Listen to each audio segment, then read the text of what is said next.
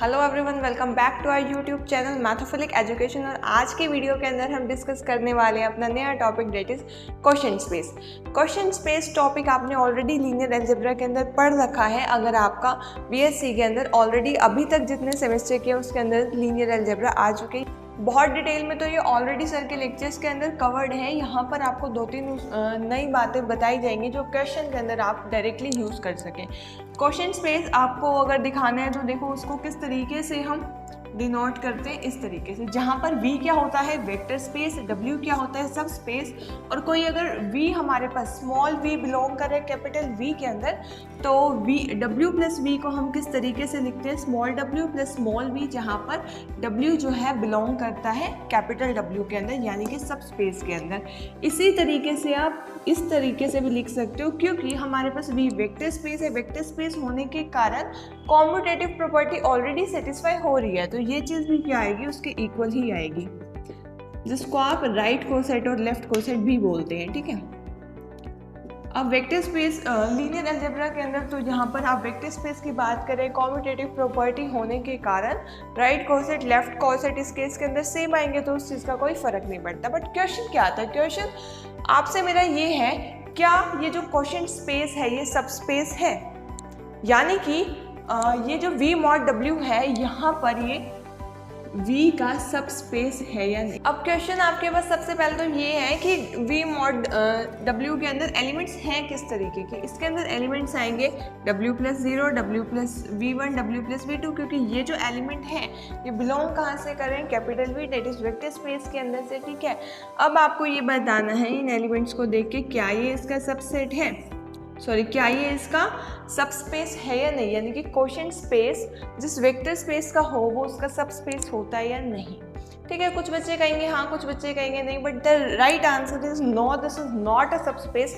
Reason being कि आपके पास इसके अंदर दोनों प्रॉपर्टी सेटिस्फाई हो रही है, यानी कि स्केलर मल्टीप्लिकेशन भी और एडिशन वाली भी। ठीक है, बट बेसिक कंडीशन तो चेक कीजिए, जब भी हम सब स्पेस चेक करते हैं पहली लाइन ही क्या लिखते हैं, एलिमेंट्स कहाँ से आने चाहिए, डेट इज वो जो है उसका सबसेट होना चाहिए। यहाँ पर क्या V मॉड यानी कि क्वेश्चन स्पेस ऑफ V इसका सबसेट है, नहीं, this is not a subset of V। देखिए इसके अंदर ये जो एलिमेंट्स हैं क्या ये सेट की फॉर्म में नहीं है, ये जो एलिमेंट्स है क्या ये वेक्टर्स है, नहीं, दिस इज अ सेट, ये सेट की फॉर्म में है, यानी कि इसके जो एलिमेंट्स हैं वो सेट है। इसके एलिमेंट्स किस टाइप के हैं, V वेक्टर स्पेस है, वेक्टर स्पेस के एलिमेंट्स कौन से होते हैं, वेक्टर्स। फील्ड के एलिमेंट जैसे आप कहते हैं कि स्केलर्स होते हैं, वेक्टर स्पेस के एलिमेंट्स क्या होते हैं, वेक्टर्स। ठीक है, बट हमारे पास क्वेश्चन स्पेस के जो एलिमेंट्स हैं वो वेक्टर्स नहीं है, वो सेट्स हैं, जिसकी वजह से ये इसका सबसेट ही नहीं आ रहा। और सबसेट ही नहीं आ रहा तो सब स्पेस आप चेक कैसे कर सकते हैं। ठीक है, पहली कंडीशन ही यही रहती है कि अगर सब स्पेस हो, मतलब उसके अंदर से ही एलिमेंट्स लिए गए हों, बट ये जो एलिमेंट्स हैं ये जो सेट्स के फॉर्म है इसके अंदर तो वेक्टर्स आते हैं। आई होप इस चीज़ से आपको थोड़ा सा माइंड के अंदर डाउट क्लियर हुआ होगा कि कैसे क्वेश्चन स्पेस जो है सब स्पेस नहीं बनता। अदरवाइज हम क्या चेक करते हैं, सबसेट चेक करते ही नहीं, डायरेक्टली कंडीशन लगाते हैं और चेकआउट करते हैं कि स्केलर मल्टीप्लिकेशन भी होल्ड कर रहा है और वेक्टर एडिशन भी होल्ड कर रहे हैं, क्योंकि एलिमेंट्स यहीं से, मतलब आपके पास W और W जो था सबसेट था V का। ठीक है, यानी कि सब स्पेस भी था तो ऑब्वियसली सबसेट तो होगा ही। वहाँ पे हमारे पास ये दोनों प्रॉपर्टी सेटिस्फाई हो रही है, बट उसके अंदर से एलिमेंट्स है नहीं, उसके अंदर तो एलिमेंट ही सेट फॉर्म के और उसके अंदर वेक्टर फॉर्म के एलिमेंट्स हैं, तो जिसकी वजह से ये हमारे पास सब स्पेस नहीं बनाता। ठीक है, अब देखिए हमारे पास अगर वैसे आपको V mod W that is quotient space की अगर आपको डायमेंशन निकालनी आ जाए, ये ऑलरेडी नेट और जेम दोनों के अंदर ही प्रीवियस ईयर के अंदर क्वेश्चन आ चुका है। डायरेक्टली आपको फॉर्मूला लगाना होता है dimension of V minus dimension of W।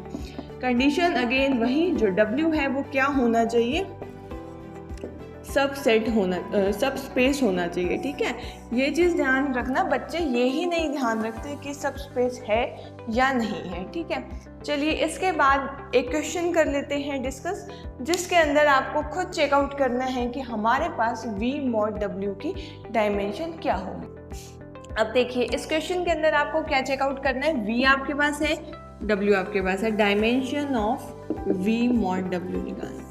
काफ़ी बच्चे कैसे निकालेंगे, डायमेंशन ऑफ V आपके पास क्या है, trace A equal to 0 m cross m matrix है, यानी कि क्या आ जाएगा m²-1, ठीक है। डायमेंशन कैसे, इसके अंदर एलिमेंट्स कितने हैं, टोटल m² और एक कंडीशन आ गई तो m²-1। इसी टाइप से आपके पास डायगोनल मैट्रिक्स है, m क्रॉस m की है, तो आपके पास डायमेंशन ऑफ W क्या आ जाएगा, m, ठीक है। अब आपके पास क्या V mod W that is quotient space की डायमेंशन अगर निकालनी हो तो क्या आप इसमें से इसको सब्ट्रैक्ट करके लिखेंगे, the answer is no, because आपके पास चेकआउट तो कीजिए V इसका सब स्पेस है भी या W इसका सब स्पेस है भी या नहीं है। कंडीशन आपके पास शुरू में डेफिनेशन में ही मैंने बताया था, V वेक्टर स्पेस होता है, W उसका सब स्पेस। क्या यहाँ पे सब स्पेस बन रहा है, अगर मैं डायगोनल के अंदर सारे एलिमेंट्स 4 ले लूँ, क्या उसका ट्रेस 0 बन रहा है, नहीं, यानी कि ये तो इसका सब स्पेस ही नहीं है, तो डायमेंशन तो आ ही नहीं सकती ना, किसकी, V mod W की। इसका मतलब क्या है कि हमारे पास ये इसका सबसेट हो, ये इसका सब स्पेस हो, ये भी आपको चेकआउट करना है। एग्जाम के अंदर अगर क्वेश्चन आ रहा है तो ये चीज़ एटलीस्ट सबसे पहले चेक कर लेना। इन केस इसके एलिमेंट इसी में से लिए गए होते, पूरी मैट्रिक्स में से ना लिए गए होते, सिर्फ हमारे पास यहाँ पर V आ जाता, उस केस के अंदर आप क्या कहते हैं कि हमारे पास ये चीज़ क्या है, क्वोशिएंट स्पेस बना रही है, डेट इज ये क्वोशिएंट स्पेस बन रहा है तभी तो इसकी डायमेंशन निकलेगी, ठीक है। अब V mod W की उस केस के अंदर हम डायमेंशन का फॉर्मूला लगा सकते हैं और आंसर क्या आ जाएगा, ये वाला, इन केस यहाँ पे A बिलोंग कर रहा हो V के अंदर से, ठीक है। तो ये चीज़ आपको ध्यान रखनी है एग्जाम के अंदर, ये एग्जाम का ही क्वेश्चन है, प्रीवियस ईयर के अंदर आ चुका है, काफ़ी पहले आया था, आई थिंक 2006 या 7 का क्वेश्चन है, बट स्टिल आपको ये आइडिया लग गया कि अगर पहले ये क्वेश्चन आ चुका है तो इस टाइप का दोबारा भी आ सकता है, थोड़ा सा कॉम्प्लिकेटेड करके या घुमा के, ठीक है। आई होप आज की वीडियो आपको अच्छे से क्लियर हुई होगी। अगर आपको इस वीडियो के अंदर कुछ नया सीखने को मिला है तो इसे अपने फ्रेंड्स के साथ भी शेयर कीजिए। Thank you so much for watching our videos. और हमारी जो ऐप है उसके ऊपर कुछ न्यू कोर्सेज भी आए हैं, IIT JEM के क्रैश कोर्स 2023 का भी जो बैच है वो लॉन्च हो चुका है, IIT JEM का फुल कोर्स, साथ में टेस्ट सीरीज़ भी लॉन्च कर दी गई है। तो जो भी बच्चे IIT JEM के अंदर हैं वो प्लीज़ हमारी ऐप को इंस्टॉल कीजिए, उसमें काफ़ी कुछ आपके लिए इंटरेस्टिंग है।